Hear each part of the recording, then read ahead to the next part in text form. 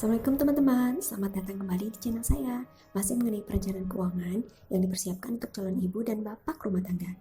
Nah teman-teman, sekarang kita ada di edisi sharing-sharing berita tentang keuangan. Namanya Better alias berita terkini. Oh ya, untuk teman-teman yang belum menyimak pembahasan sebelumnya, ada baiknya untuk membuka dulu video saya sebelumnya, agar pembahasannya bisa berkesinambungan.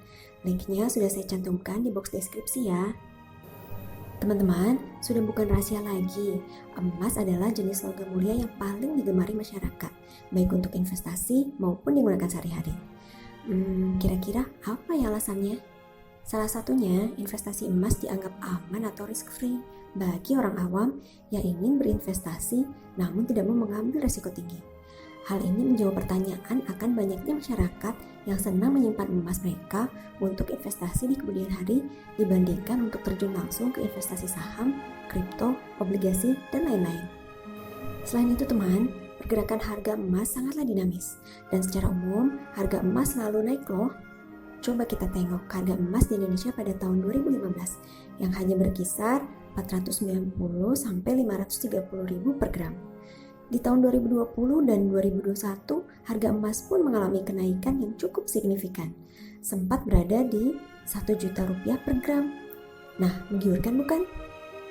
Namun, semenjak bulan April 2021, harga emas lokal maupun global secara signifikan mulai mengalami penurunan. Dan pada bulan Juni lalu berada di titik terendahnya, yaitu kurang lebih di Rp887.000 per gramnya. Lantas, apa sih yang membuat harga emas bisa naik atau turun sedemikian rupa? Apakah masih menguntungkan jika kita berinvestasi emas saat ini? Yuk kita mulai bahas.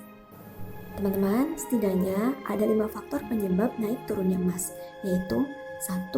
Ketidakpastian kondisi global. Berbagai situasi yang terjadi di sekeliling kita seperti politik, ekonomi krisis, resesi atau perang adalah salah satu pemicu naik dan turunnya harga emas. Contoh, bila suatu negara sedang dalam kondisi ekonomi dan politik yang kacau balau, emas seringkali dianggap sebagai selamat aset bagi para investor. Biasanya, harga emas akan melonjak naik. 2. Penawaran dan permintaan emas. Hukum penawaran dan permintaan juga berlaku pada emas. Lebih besar permintaan emas ketimbang penawarannya, bikin logam mulia yang digemari ibu-ibu rumah tangga ini bakal naik teman. Dan sebaliknya, harga akan turun apabila penawaran lebih besar daripada permintaannya. 3. Kebijakan moneter. Harga emas juga sangat bergantung dari kebijakan moneter yang diambil Bank Sentral Amerika Serikat atau Federal System yang biasanya juga disebut The Fed. Kebijakan moneter yang dimaksud adalah kebijakan menaikkan dan menurunkan suku bunga.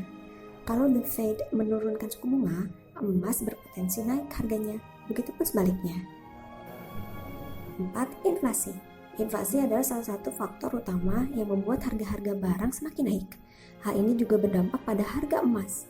Semakin tinggi tingkat inflasi, maka semakin mahal pula harga emas. 5. Nilai tukar dolar Amerika Serikat. Harga emas dalam negeri mengacu pada harga emas internasional yang dikonversi dari dolar Amerika ke dalam mata uang rupiah. Oleh karena itulah, harga emas sangat dipengaruhi oleh pergerakan rupiah terhadap dolar Amerika. Apabila nilai tukar rupiah terhadap dolar Amerika melemah, maka harga emas lokal akan menguat atau tinggi. Begitupun sebaliknya. Nah teman-teman, berkaitan dengan anjloknya harga emas beberapa bulan belakangan ini disebabkan oleh kebijakan moneter Bank Sentral Amerika Serikat, The Federal Reserve atau The Fed, yang mengumumkan pada hari Kamis 17 Juni 2001 bahwa akan ada kenaikan suku bunga acuan sebesar 50 basis point atau sebanyak 2 kali pada tahun 2023. Jika suku bunga naik, maka ada kemungkinan tapering atau pengurangan surat utang yang dikeluarkan pemerintahan Amerika oleh The Fed dilakukan lebih dahulu.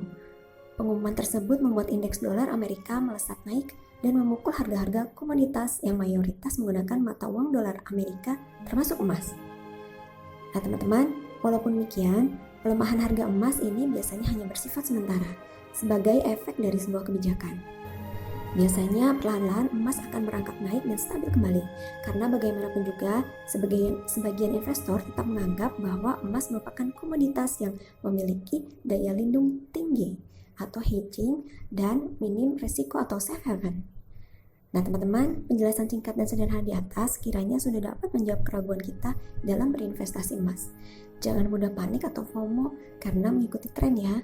Pastikan kita menganalisa lebih dalam dan mengetahui seluk-beluk investasi emas sebelum mengambil keputusan.